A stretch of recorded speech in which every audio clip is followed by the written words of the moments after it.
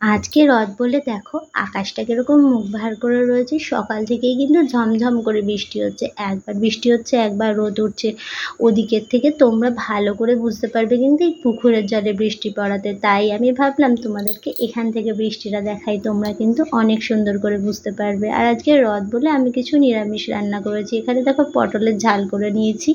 আর ভাবছিলাম কি করব, তখন দেখি যে শুক্তোর তো সব কিছু রয়েছে। মাকে বললাম শুক্তো করবো, শুক্তো সব কিছু কেটে দাও। মা তাড়াতাড়ি করে সব কিছু কেটে দিল, আর আমি এখানে চলে এলাম ডাঁটাগুলো ভাজতে। এদিকে দেখো মোটামুটি ডাঁটা বড়ি এগুলো আমার ভাজা হয়েই গেছে, আর উচ্ছে আর সবজিগুলো কেটে নিয়েছি। তোমরা কিন্তু অবশ্যই বলো আমি এই শুক্তোতে কী দিতে ভুলে গেছি। আর এইসব করতে করতে আমার অবস্থা নাজেহাল, কারণ আমি শুক্তো রান্না করতে পারতাম না। আজকে মায়ের থেকে শুনে শুনে আমি শুক্তো রান্না করবো। আর এখানে দেখো দেখাচ্ছি মুখের অবস্থা খুব খারাপ। বেশ কিছুদিন ধরে মুখের কোনো যত্নই নিতে পারছি না। ঘড়ির কাঁটায় ওদিকে 12টা বাজে। আর স্বপ্নদীপ যেহেতু স্কুল যায়নি তাই ঘরে বসে কিছু পড়াশোনা করছিল। ও তো পড়াশোনা করে কম, আর দেখো কত ছড়িয়েছে যেন, কতই না সারাদিন পড়াশুনো করবে, অনেক বেশি দুষ্টুমি করে। আমি আর পারি না। আর পরেক্ষণই রাস্তায় বেরিয়ে দেখি আকাশটা দেখো কত সুন্দর লাগছে। মেঘটা দেখে মনে হচ্ছে যেন কেউ এঁকে দিয়ে গেছে। এইসব করতে করতে এইসব দেখতে দেখতে হয়ে গেল আমার শুক্তো রান্না। শুক্তোটা তো দেখে খুব সুন্দর লাগছে, জানি না খেতে কেমন হবে। স্বপ্নদীপকে বললাম একটু টেস্ট করতে। স্বপ্নদীপ বললো শুক্তোটা আমার এই হয়েছে, খুব সুন্দর হয়েছে। এই প্রথম জানো তো আমি শুক্তো বানালাম। আমি কিন্তু আগে কখনো শুক্তো বানাইনি, তো জানি না, নিজে খাওয়ার পরে বুঝতে পারবো। এইসব করতে করতে দেখো গরমে পুরো নাজেহাল।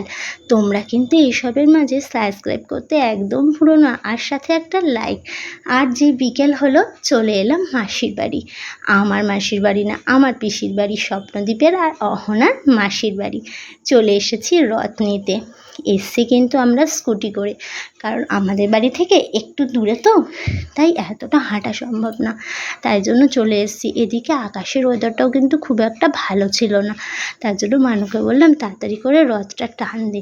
এদিকে দেখো রথটা কত সুন্দর করে সাজিয়েছে, দেখে কিন্তু বেশ ভালো লাগছে। জগন্নাথ বলরাম সুভদ্রাকে জয় জগন্নাথ তোমরা কিন্তু সবাই বলো। এইসব ভাবতে ভাবতে তারপরে পাশ দিয়ে চলে গেল একটা ডেলিভারি বয়, জানো তো। সে একটা অ্যাড্রেস খুঁজছিল, সে কিছুতে খুঁজে পাচ্ছিল না, তাই আমাদেরকে একটু জিজ্ঞাসা করছিল। মানুকে বললাম চল আবার স্কুটিতে বসে যাই। স্কুটিতে বসে চলে গেলাম আমরা শ্যামের বাড়ির কাছে।